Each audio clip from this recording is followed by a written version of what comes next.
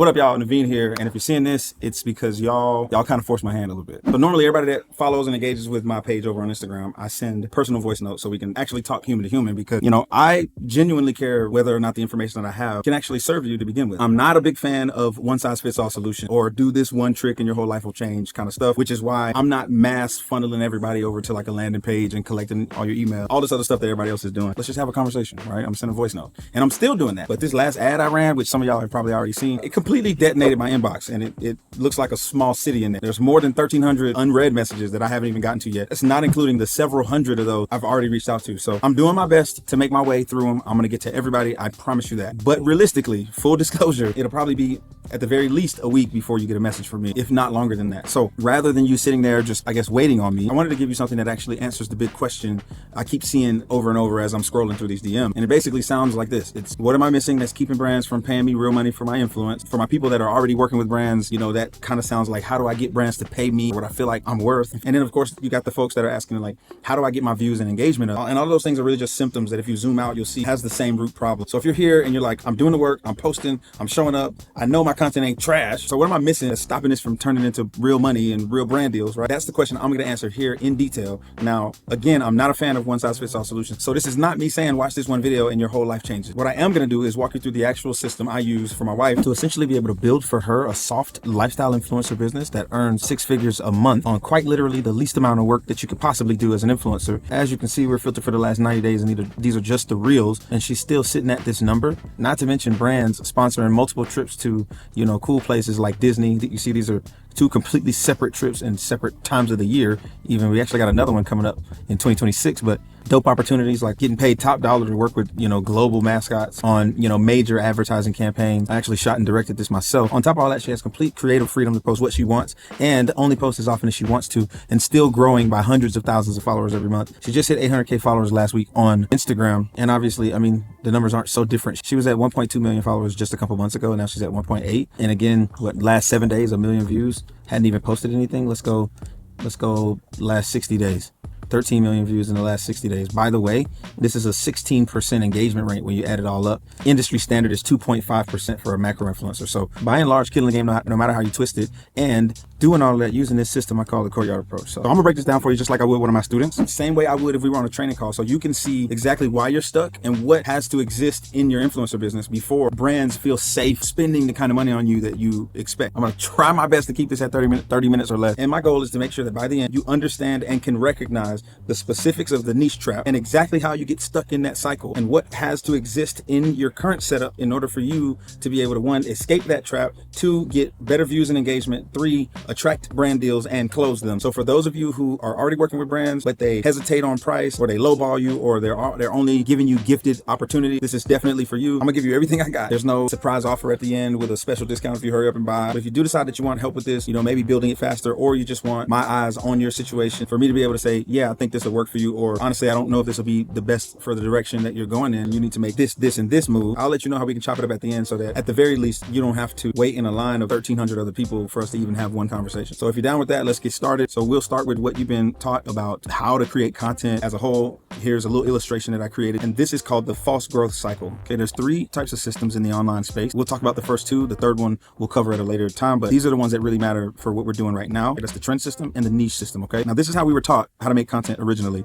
So you pick a niche and start creating content. You borrow views from the trend system in order to create that content. And the whole goal is to be able to increase your followers. So you're spinning your wheels, making this content, right? And you're getting views, you're moving around this circle, but what you don't realize is that you're actually decreasing your brand value in the process. And why is that? Because as your followers grow, right, the reason those followers showed up to begin with will eventually die. And so as you continue producing content in your niche, the only way to grow the followers is to continue borrowing from the trend. But then the majority of these followers who came here for this reason never re-engage with this content, which ultimately produces these massive view jumps and possibly a significant increase in followers, poor audience retention, poor watch time, and a disproportionately low average views per video compared to the number of followers that you have. So then you just end up stuck in this cycle of like literally needing trends in order to get views, then all of your new followers getting stuck at the follow button because you'll never be able to serve them from this content. And as we've established before, that process is just a really quick way of building, you know, a 300,000 follower audience where you're getting, you know, 9,000 to 10,000 views a video or less, and with little to no engagement. This is not a good way to sell yourself yourself to brands as an advertising partner, because all it really tells them is that you don't know how to manage an audience. So why would they trust you with managing their potential customers? Which brings me to my next point. You need to know how to sell. Okay. And now I did a video on this and I talked about the first two, we call it levels of selling, okay, in detail. So I'm going to break down the third level, but let me just give you this context. Any business that you own,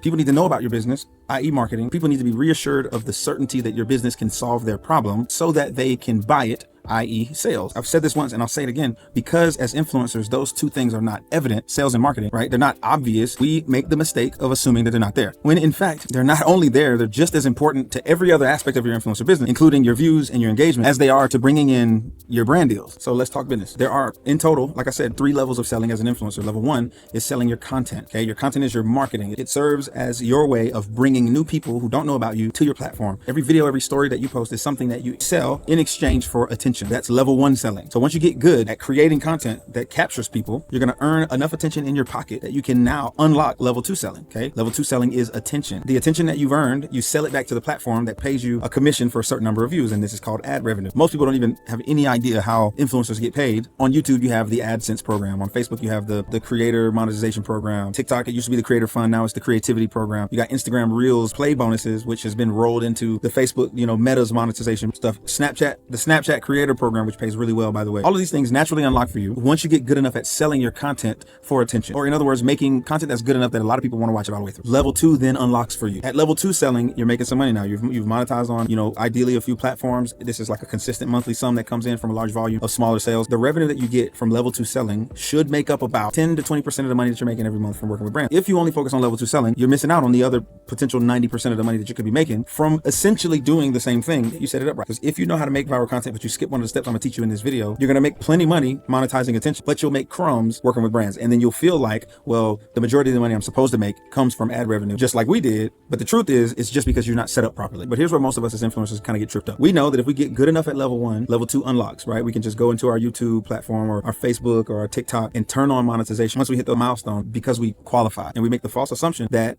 to get from level 2 to level 3, all we need to do is continue being a good content creator and get better and grow. And that is not the case. And I know that because I gave my wife a TikTok account at 25K. She took it from 25K to like 300K in like 3 or 4 months, doing 10 million views a month. And she still did not close a brand deal, or at least a worthwhile one, for more than $2,500, which was them throwing us chump change because we pitched them at 10K. They counter offered at 1,500. We dropped the price to 5K and they final offered at 2,500. And that wasn't the only time that happened. Then we signed to a manager who said, yeah, you're supposed to be at the amount of views and followers you got. You're supposed to be closing, upwards of 3 to 4 $10,000 opportunities every single month. And the exact same thing happened to him. And that's when I started to realize that maybe there was something that we weren't doing that we should have been. And that's level 3 selling, which, by the way, going back to the point, it does not automatically unlock when you move from level 2 to level 3. So quick recap, to go from level 1 to level 2, you got to be a good content creator, and level 2 will unlock. To go to level 2 from level 3, you got to learn a completely different skill set. And that is becoming a marketer, because at level 3, you're selling direct access, and not just to your audience, but an audience that is grouped together based on specific data. And here's how you get that. So you take a broad audience and you tell them a story. Here's the broad audience. Here's the story. Now, this story is not going to keep everyone, right? It's going to filter out a very specific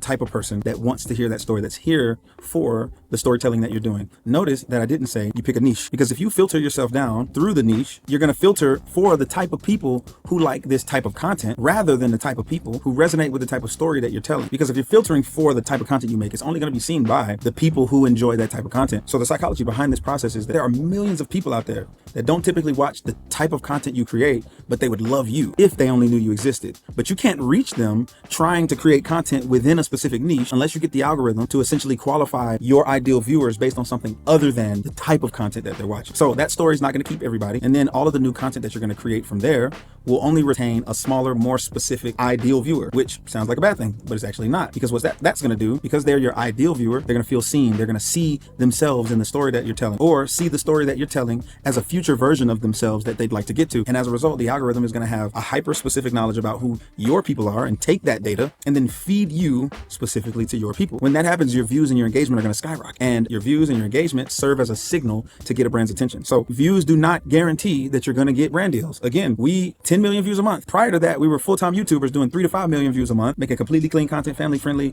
A bunch of people loved us. We had a bunch of other YouTuber friends, but could never close them at reasonable prices, or would just get ghosted whenever we asked for more, because the views are a signal to get a brand's attention, but it's not the deciding factor. So if it is a signal to get the brand's attention, it means it is the beginning of your sales and marketing process. So they are essential if you want to bring in high ticket inbound brand deals. But what happens next? So once you get a brand's attention, a brand is going to evaluate your story for safety, brand safety and all that, legal, blah, blah, blah. Then they're going to measure your story's impact on your viewer. And they're going to do that through your engagement, any engagement that they can actively see. So your likes, your comments are so important. And they'll even ask for more data from your backend, your comment section. That's one big thing they're going to look at. We've literally had brands where we've gotten on a call with them and they're like, yeah, we've read all of the comments for your last 5 or 6 videos. And that was 16, 17,000 comments. And they will get in that comment section and they will read every single one of them. Why? They need to know that your story is working on your audience. Because if you got 10,000 comments on one video, right, 5,000 of the comments are just people arguing with the other 5,000 people about something that they disagree with, where half of the people are defending you and the other half of the people are at your neck or whatever. That doesn't signal that you have the trust of your audience. It signals that you're incendiary. Just because you got 10,000 comments does not mean that a brand is going to go, oh, the engagement is amazing. Doesn't mean that they absolutely won't, because there are some brands out there that are willing to operate more on the edgy side and don't necessarily care as much about certain aspects. But we're talking about lifestyle influencers, momfluencers, right? The largest portion of the market. Anything you can find in the front yard, backyard, half of the stuff you can find in the garage, seasonings, Swiffer, kitchen appliances, cleaning products, grocery items, back to school stuff. I mean, here's the thing. A marketer's entire job is to be able to tell stories that sell product or shape brand perception. In this particular space, they can tell that your story is creating the same feelings in your audience that they're feeling. They know that you're generating the trust of your audience. That's their entire job. So the next thing they're going to check after they evaluate you for safety and trust is your viewers' impact on performance, i.e. the views. If your content is performing well, it means your audience is spending a lot of time watching your content straight through. They're commenting, so your engagement is high, which tells the algorithm to push it out to more people. You're in prime territory right now.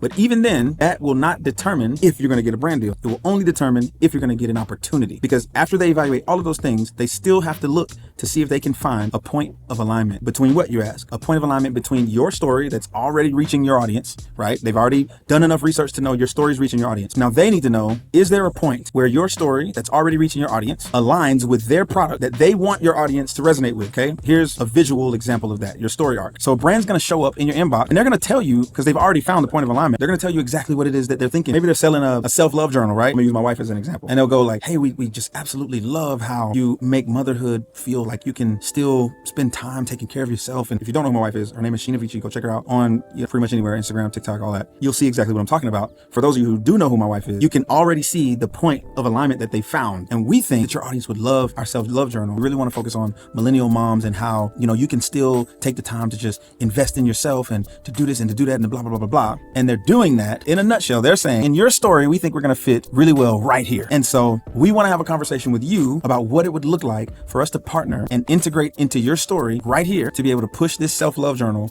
to your audience. And that is how you get consistent brand deal opportunities into your inbox. Your story arc and how you create content that delivers as marks on this story arc is the safe landing pad that brands are looking for when they show up in your inbox, potentially trying to do a brand deal. So if they end up on your page and they can't clearly see what the story is, it's going to be really difficult for them to find that point of alignment. And they're not going to spend a whole bunch of extra time trying to force it when they could just wait until they end up on someone else's timeline and they're completely captivated by the story that they're telling. And they're instantly going to go, oh, we're casting for a campaign with Walmart. She would be perfect for it. Or we're casting for a campaign with T-Mobile or whatever it is. And she would be perfect for it because your story makes it easy for them to find the point of alignment between what's already resonating with your audience and the product or the service that they want to resonate with your audience as well. You got to remember, these people that work at these agencies are marketers. They're not influencers. Many of them have tried to be influencers or are currently trying to be influencers and have no idea what they're doing, but they do know how to market. And a lot of them have either degrees or a lot of experience doing just that. So the two most important factors are having a compelling story that actually filters for the ideal audience that you need, and then creating content around that story that gets a brand's attention so that they can show up and find a point of alignment to try and get somewhere on your story arc. So the easiest way that I found to be able to execute a level 3 selling strategy is through what I call, well, it's not just what I call, it's a marketing term called an indoctrination sequence. Now, what is an indoctrination sequence? So all an indoctrination sequence is a process that you send a prospect through, that as they're traveling through that process, their expectation of what they're going to spend to get access to the experience at the end of it is consistently rising. We see a lot of luxury brands using indoctrination sequences because traditional advertising kind of lowers their brand value. Very similar with influencers. You can't go around making content saying, hey brands, I make great content, come and check me out, right? One, nobody's going to watch that content. Number two, all of the people who would potentially watch you, the moment they see that, they're going to realize that everything that you're doing is just for being able to get the attention of brands.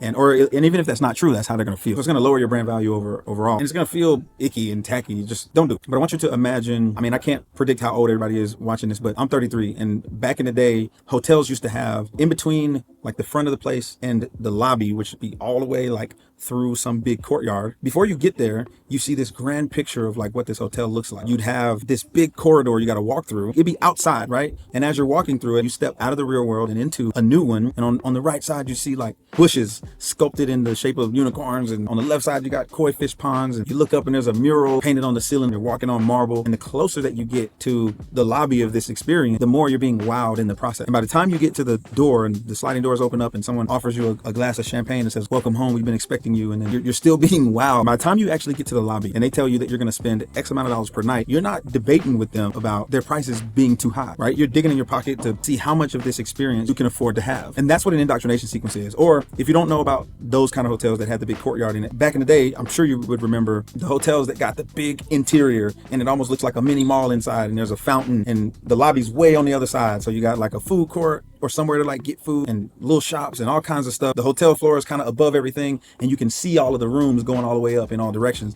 And you got to walk through that big area in order to get to the front desk to start having a conversation about staying there. That is also an indoctrination sequence. Because I don't know if you know, but you don't really see a whole lot of advertisements for nice hotels anywhere. And you kind of never have for the most part. You're only seeing advertisements for lower end, cheaper hotels that have to differentiate themselves using how cheap their prices are in order to get the attention of the masses. Because nobody's going and looking up a Motel 6 unless they absolutely have to stay there. But even people who can't afford it are going to go look up rooms at Four Seasons or an Omni or whatever it is. Our indoctrination sequence is called the courtyard approach. All right. And it looks like this. It's kind of a basic breakdown of what it looks like. Okay. It happens in 3 primary phases: your positioning phase, your performance phase, and your perception phase. Now, in each phase, there's a series of actions that we're going to take and outcomes that those actions are going to produce. Okay. The first action that we're going to take in the positioning phase is we're going to break the vase. Now, what does break the vase mean? So right now, this is you struggling to produce new content for your audience inside a niche, obviously seeing little to no growth, because otherwise you wouldn't even be on this video, right? You feel stuck. You feel like you can't, go anywhere or do anything other than create the kind of content that you're creating, because when you do, nobody watches it. And it's evidenced because when you pivot into another niche, it's really it's smaller, right? So you're serving that separate niche.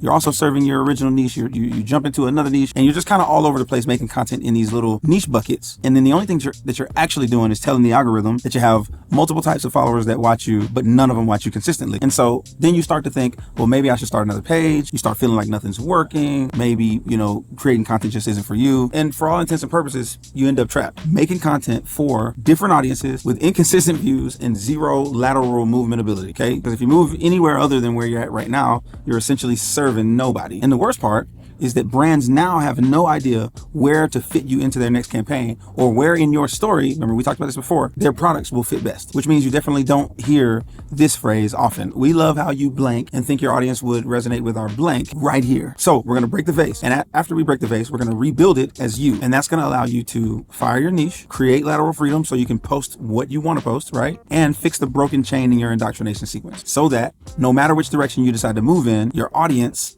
always comes with you. Okay. Now that's the positioning phase. Next is the performance phase. The action we're going to take here is we're going to play Tetris. I know it sounds funny, but I promise it'll make sense. So one of the biggest reasons that your content underperforms, and you probably heard me talk about this before, is that it's arranged poorly. Specifically though, it's arranged based on how niche audiences accept your content, not how broad audiences consume content in mass. Okay. For example, there are all these different, types of content out there that have their specific audiences. I don't know if you ever heard of like the people who do content where they collect all these creepy dolls and they have them on display behind them. They're brushing their hair and telling stories about the dolls. And I don't want to call it weird, but it is non-standard. Of course, you got your social experiments and your pranks, right? And then you got, your education and business content. And again, all of those niches per se have their audience, right? But you would still very likely see all 3 types of those people at the premiere of the new Michael Jackson movie or at the release of the new Avatar movie. They might be sitting side by side. You probably never know it, but why is that? It's because those films are arranged based on how content is consumed at large. So if we can understand how large audiences consume content, it doesn't really matter what you're posting about, you can make people want to watch it, which ultimately makes consistency relative. So if you're getting 10,000 views a video and your goal is 1 million views, you got to post 100 videos to hit that goal. But 1 million views once a week is still 4 million views from just 4 posts, not including residual views.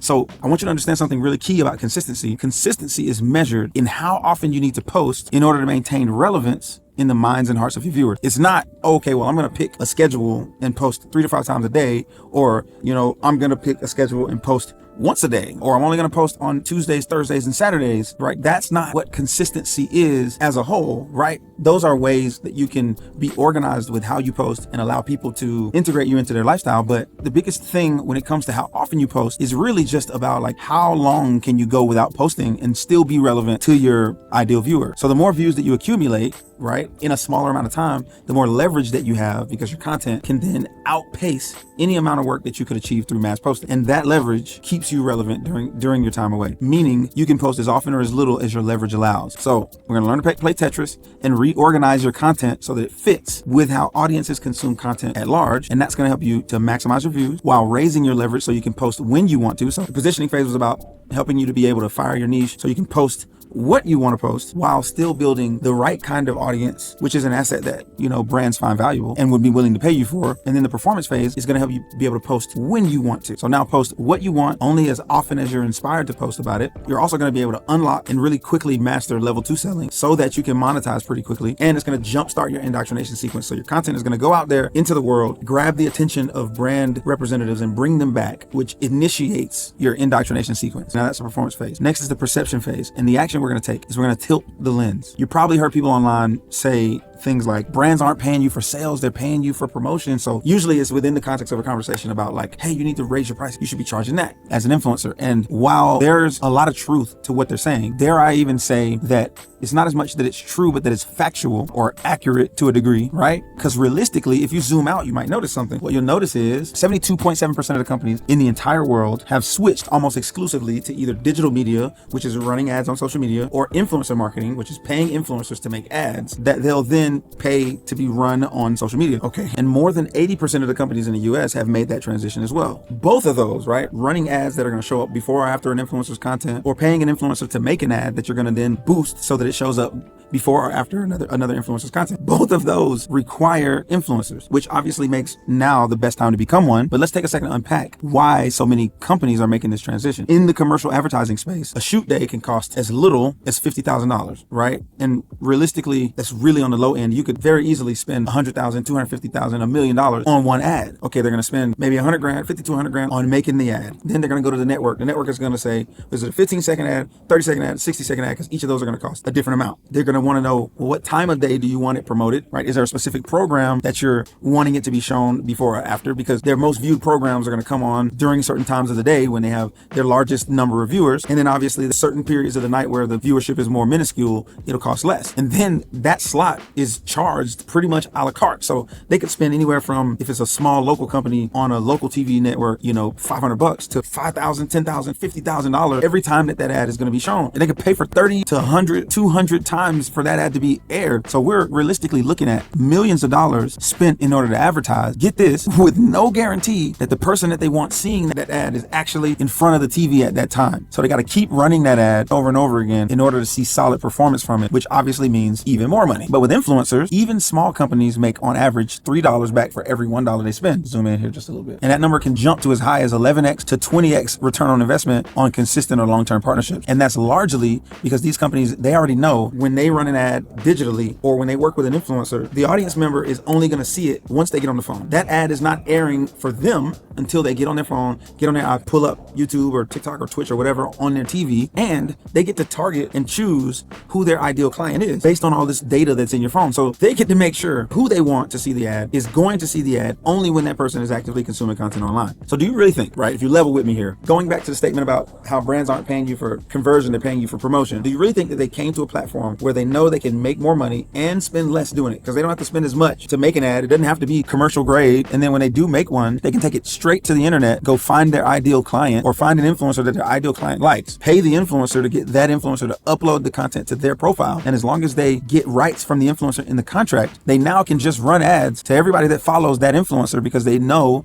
that the majority of those people are their ideal clients. So do you really think that they came to a place that they can spend more and spend less and have more certainty about who they're advertising to just to gamble money on you because you got people who got eyeballs? You get what I'm saying? You see how little that makes sense? So yeah, they might be paying you for promotion, but there's only one reason that they're there trying to promote themselves to begin with, and that's to make more money. So the point of this phase is to tilt the lens so that the brand rep no longer sees you as just another consumer with a following. They look across from you and see a boutique advertising agency that they can trust as a partner, who has the knowledge and the skill set to prioritize and execute their campaign objectives. Look at that, I corrected it on one slide. So how do we tilt the lens? Number one, we're going to communicate like an advertising business and prioritize their needs and campaign goals. When you're talking to a brand, you want to make sure that you know exactly what is it that they're trying to achieve with this campaign. Are they trying to change the narrative around that product in specific? This is called shaping brand perception. Are they specifically looking for hard website traffic for converting to sell a limited time product? Are they trying to drive traffic for a giveaway in order to increase visibility? Like, what is their overall campaign objective? For example, we did a partnership with a popular company that sells a whole bunch of different stuff, but in their store, the clothing items that they sell are generally seen as lower status. So if you wear those clothes and people know that you're wearing those clothes, or at least growing up, that's how it was, you'd be perceived a certain way. So they came and found luxury influencers, right? Specifically luxury influencers who have a daughter who's interested in fashion, in an effort to create luxury content that can reshape the perception around the clothes at this particular company so that younger kids, Generation Alpha, would be interested in using them as dope school clothes. But all of that begins ultimately with changing the way people think about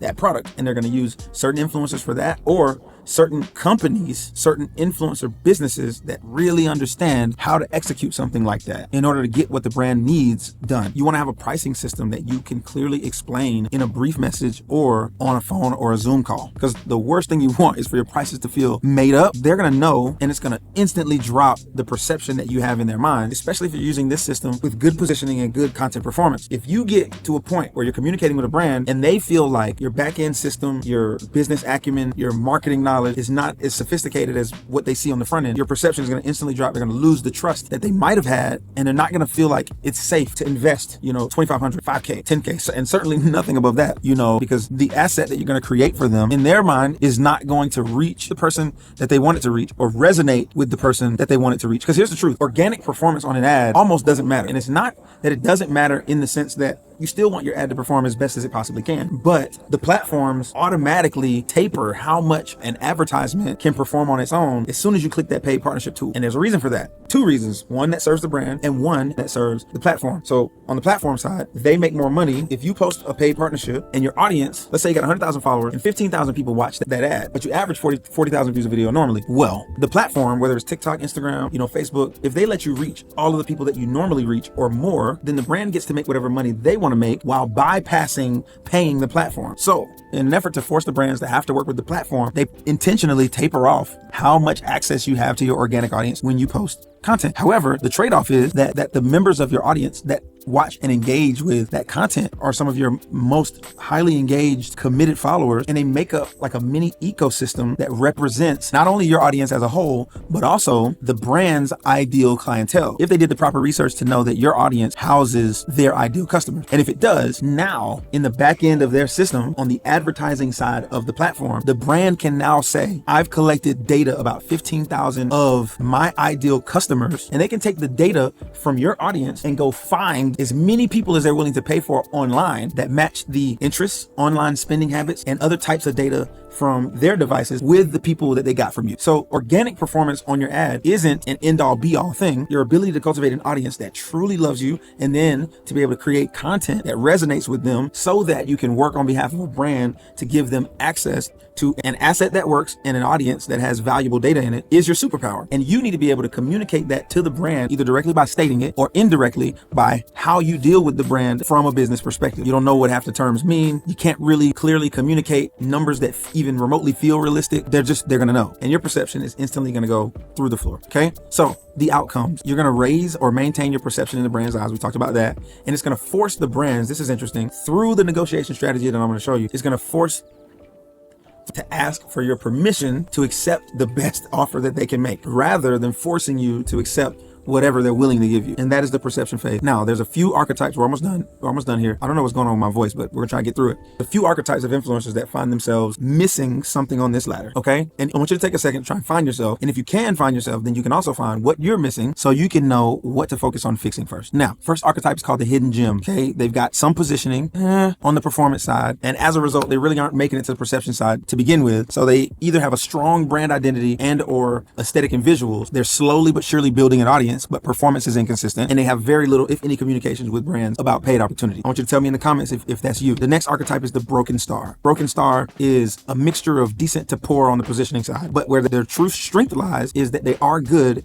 at making content that performs well, but they know nothing about real sales psychology and negotiation strategy. They don't know exactly what they should be charging for, or they're trying to know, but they're just not executing it properly enough to be able to actually close deals. And what happens is, we'll zoom in a little bit, they have strong skills in content arrangement and can make content that performs well, but they struggle to build committed audiences. They have poor sales and negotiation skills or an underdeveloped knowledge of marketing, which reduces a brand's trust in your capabilities. So the brands hesitate, they counteroffer, they lowball, or they offer you more gifted opportunities than paid ones, if any paid ones altogether. I want you to tell me if that's you, okay? The next one is the invisible beauty. Now, they're pretty much all aesthetic, all right? They have aesthetic and visuals, really not good with, making content that performs at all. Obviously, the sales and psychology, the sales psychology side of things. Obviously, on the perception side, there's nothing happening either. So typically, they're going to have a strong aesthetic and visuals, but nothing else. They're tragically inexperienced. So these are going to typically be your newer influencers, right? Really haven't been working on it for a full year yet. A lot of times, they just haven't had enough reps to see traction in any area. And then, so again, tell me if that's you. And then the last archetype is the potty trainee. Okay, they pretty much haven't started yet. They're planning to. They got to learn everything from scratch. They're excited to learn and they're willing to do the work, but they're brand spanking new for all intents and purposes. Okay, now hidden gem and your broken star, these are the archetypes that are going to have the most success the fastest, right? Now, don't get me wrong, your potty trainee over here, the invisible beauty, right? The invisible beauty. If these people just all of a sudden turn into just straight dogs, right? They show up for themselves. They're doing the research. They're learning the concepts and applying them faster than anyone else. Obviously, it's anyone's game. That's not what I'm getting at here. I'm just saying, generally speaking, people in this ballpark have kind of been working at it a little bit longer. Let me just be specific. They've been working at it a little bit longer. They understand certain concepts. And for the most part, I don't know if you noticed, but they're only really missing a few things that kind of need to be tweaked. And even in the areas that they're doing decent in, they still have a sizable enough knowledge base that they're not starting from scratch. So, and so the reason that I bring this up is because I want my invisible beauties and my potty trainees to know that I truly believe that the courtyard approach is the fastest path from A to Z to get you to being able to monetize as an influencer and build a soft lifestyle business that earns 6 to 7 figures a year while working less, right? On less work. I truly believe that. But for you, I need you to know that your runway, again, unless you're just a dog, is going to be a little bit longer. And a big part of that is that you got to understand, and this is not just for those two archetypes, but also for the hidden gem and the broken star. Becoming an influencer as a whole is very much like adopting a trade skill, okay? If you go to beauty school, you're going to, especially if you have no prior experience, you're going to get in that school and you're going to be there for 9 months, working every single day pretty much to learn and apply these new concepts. And then you got to take tests. And in those tests, like my wife went to beauty school, you got to cut a bob, turn it upside down. It's got to make a perfect square or you fail the test, right? Now, of course, she had plenty of experience prior to going, but that also brings up another good point. The broken gem have enough experience that they're not starting from zero. And when I designed this program initially, it was for the love of my life, who was very much like the hidden gem and the broken star, not starting from zero. I gave her a TikTok account that had 25,000 followers on it. In 3-4 months, she had built it to like 300,000 followers doing 10 million views a month. Still couldn't close deals because views are not the only thing that a brand, as you've seen, today, views are not the deciding factor when it comes to closing brand deals. But this process was designed for the love of my life, who, for all intents and purposes, would be originally kind of a broken star. She didn't necessarily have a brand identity, even though she had good aesthetics, but she didn't really have the brand identity or the story that we're telling on her page now, but she could make content that performed. And so I'm telling you that in an effort to just be fully transparent with you, that it's more than possible, but I do want you to know who this is probably going to serve the fastest. So if you're at 10, 15, 20,000 followers, but your content looks immaculate and you can't figure out why it's not performing the way that you want it to, you're probably a hidden gem, no pun intended, okay? If you're making content and you're getting all these views, or at the very least, you're getting medium to high views, maybe you got a few videos that have gone viral, but then every time you have a conversation with brands, you can't get them to go above a certain amount, or they ghost you, or they always counter offer at a price that makes the partnership not even really feel worth it, but you still do it because you want or need the money, right? If that's you, you're probably a broken star. If the only thing that your page says is, I'm a pretty girl, you know what I'm saying? Or like, I can dress, and there's really just a bunch of pictures of you in a bunch of different locations, but none of it's really going anywhere. You're not having paid conversations with brands. Obviously, you're not producing a whole lot of videos, or those videos aren't really doing anything numerically. Probably invisible beauty, especially if you just started making content seriously. I'm willing to learn, but I don't know where to start. I feel like I need help. Potty training. So I want you to tell me which one you think you are in the comments, but let's recap. Okay. Good performance ensures that your story reaches the person you're aiming for, including including brand reps, while granting you posting freedom in the process. So post what you want to post as often as you want to post it. Good perception ensures that you're able to strategically reduce a brand's uncertainty about you and your abilities as a marketer, while granting you access to a brand's maxed out campaign budget per influencer, making the most money you can possibly make on the least amount of work, creating only the things that you're inspired to create. All right, now if you made it this far, first of all, salute to you, okay? My guess is if you're still here, then it's because at least one of these landed. You're posting, but the views and engagement don't match your effort. You want to start working with brands, but you're not really sure how to make that first deal, like the real deal, actually happen, or you're like already working with brands and the money just isn't matching the value that you feel like you bring to the table. And now hopefully you can see that it's not the algorithm or anything like that. It's that you've been trying to do level 3 work on a level 1 or level 2 setup. So here's what I want to do. Okay, something's in my eye, I'm sorry. My DMs are slammed. I can't realistically go back and forth through voice note, for an hour with thousands of people. That's why I made this video. But for the people who have watched this video, feel like you saw yourself somewhere in it, maybe you still have more questions, I am down to sit with you and look at your situation properly. Under this video, you should find a link where you can grab a time for us to, sit down and just have a regular conversation. Or you could just pop over to your browser and type in calendar.thecourtyardapproach.com. It'll take you right to the page. Pick a time over the next couple of days and we can chop it up that way, okay? Excited to learn more about you? Chat soon.